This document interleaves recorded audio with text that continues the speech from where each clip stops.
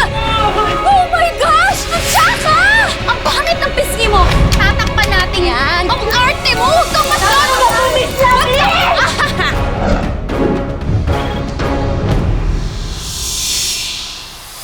Wow! Kaganda naman ito. Ito akin to, akin na to. Robert, kung pakilaman mo yung alas ni Jenna. Alas ni Jenna. Eh di ba lumayas na yung halimaw na yun? Kaya akin na to.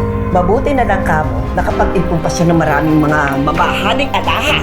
Thank you Huwag kang tumibol sa akin. Kahit ayaw mo tanggalin yung maskara mo, galing-galing mo sumayaw.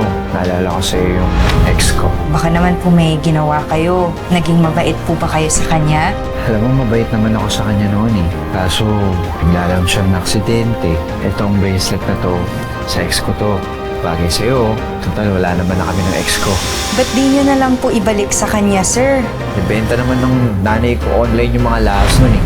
Kaya okay na sa'yo na yan, kasi bagay sa'yo. Ang kapal na mukha mo? Ano bang ingay yan? Naku naman, sir. Baka naman dapat kami ang samahan ninyo sa barangay o sa pulisya. Abay, napaka-ilusyonado ho ng babaeng to eh. Kanya daw ho tong bahay na to at yung mga alahas ko, inaangkin niya ho. Kapal na mukha mo, sinungaling ka talaga eh! Tama na. Buti naman naisipan mo na magpakita sa amin. Naman si Mamut, sorry na nga. Nag-alboroto nga kasi talaga yung tiyan ko. Tsaka alam ko naman na ako ang main star ng bar mo eh. Jai, dyan ka nagkakamali, ha?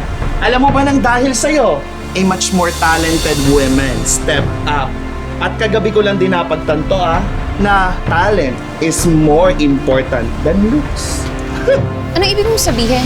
Ay, meron na tayong mass dancer na dadayuhin gabi-gabi. Sino naman yun? Bakit ka kasi mangot ka? Kanina kasi ng gabi ang bida-bidang mask dancer na yan eh. Gina, hindi na, may gusto daw mag-table sa'yo na guest. Gusto po ako mag-table eh. Bakit po, mamo?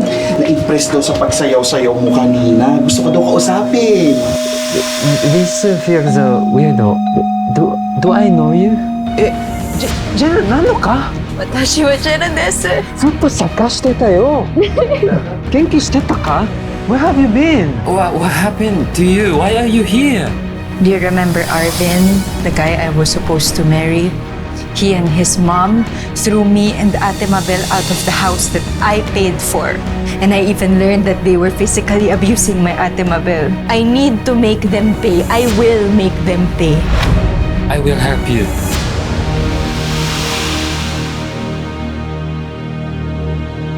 Tungkol dyan ang kwento natin ngayon dito lang sa Tadhana.